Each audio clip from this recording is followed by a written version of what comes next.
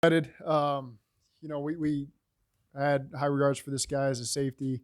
Again, coming from Alabama, winner, went there to compete. Went to one of the best high schools, St. Thomas Aquinas in all of America, one of the top high schools. Competed there. Went to Alabama to compete there with a number of great safeties in order to win championships. So he's not afraid of competition, and then getting a chance to come here and help us win championships as well. So we think this guy fits everything that we're about. We sit up here and talk about all the time. This guy's A+ character, leader on a great team, and is going to be valuable for us as a safety and special teams player in the coming years. So we're excited to have Jordan.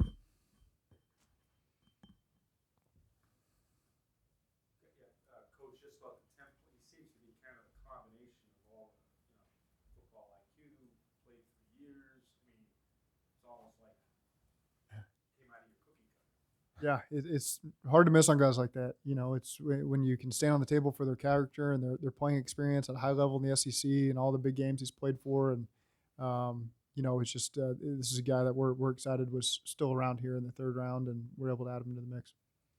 Zach, I know you always say best player available, but why add a safety when you already have so many safeties on the roster? Again, it's a player that can also help us on special teams, come in and compete at safety.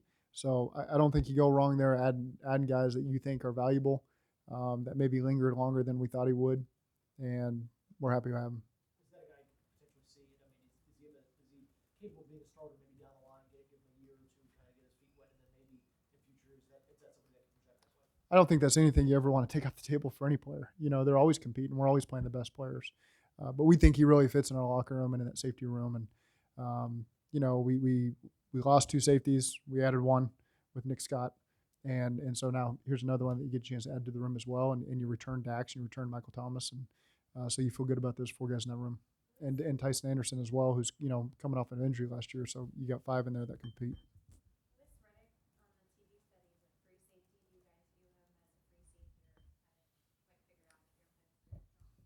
Yeah, that's what he's played. He's done a number of different things at Alabama. Again, another guy that can give us some flexibility. So I'm not so much worried about that. I think we can move him around some, and he'll be comfortable in all of the jobs that we'll ask him to do, because he was exposed to so much down there. So not so I don't worry so much about that. For you, what sticks out about him on film, just watching him? What do you really like most about his game on film? Yeah, he's in position a lot to make plays. He's very rarely out of position. You can see him communicating, which is really important back there, obviously. And you can trust him. You can tell his teammates trust him. Again, rarely out of position, gets guys on the ground. Just and then the character's off the charts. So that's why he's so intriguing. How much does the word versatility stick out when you look at a guy like that? Well, for sure. We're always looking for that, and I think the more jobs they can do, the better. And he certainly, I think, has the potential to do a ton of them. You've mentioned character, I think, with all three draft picks this weekend.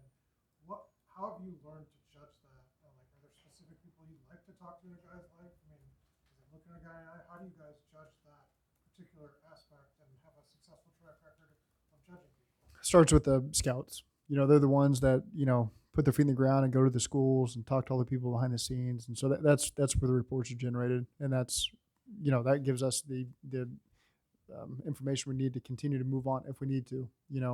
Jordan Battle, there's not a lot more information you need to gather. This was A+ all across the board. We interviewed him at the combine as a staff, off the charts. That's oftentimes my first impression sometimes of guys, and his first impression was as good as it could get. So that's part of the process. Starts with the scouts, and then if the coaches need to follow up, if you got people well, you want to lean on, and so we try to utilize all that.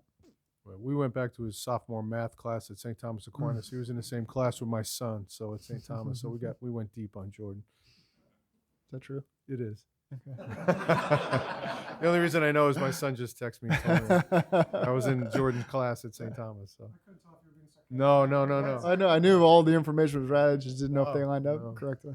I mean, I'm just out of curiosity, when you have it is one of the best high school programs in the country, how much does that matter at a young age in their development, depending on where they come from? I mean, what kind of impact does that maybe have on them long term? I don't think you ever ding a guy for that because that's uncontrollable, but it certainly doesn't hurt in this case. So if you've got a guy who's had the highest of expectations at a program like that. That's a good thing. I don't think we'd ever knock a guy if he went to high school that was lesser, but I think you can say plus for having gone through that, because we know that's all. I mean, kids transfer in there to play, and that's as competitive as it gets. Just to earn playing time in high school, and then he signed up for it again at Alabama. So that says a lot about what you need to know about him. Like you guys obviously didn't take any offensive players here. Did you come into this draft thinking that was a possibility? And I know you're taking the best player every time, but did it feel like something that you thought, look, running back, tight end, those types of positions might be better off? You would want to exploit them on Saturday? I wouldn't say that that's how you come into it. I think there's scenarios we ran through where this could happen, the opposite could happen, and it could be a mixture. So I really, me personally, I don't come into Thursday thinking, okay, here's how it's going to shake out. We're watching our board and where the guys fall and taking the guys that we think at the moment can help us the best. I don't really go down convincing myself we're probably going to take 3 defensive players for the first 3 picks. I don't ever really, that doesn't cross my mind. Happy to add another pick. Move down and add another pick. That's a good thing.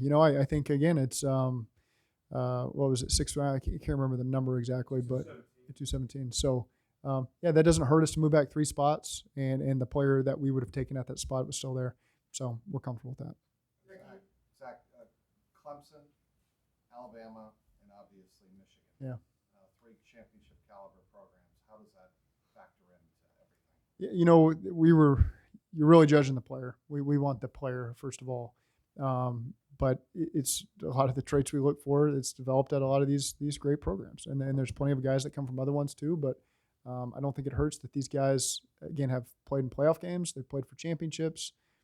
That's what we want to do. And so I think anytime you can add guys to the locker room that understand what that feeling is and what that standard is, it's a good thing.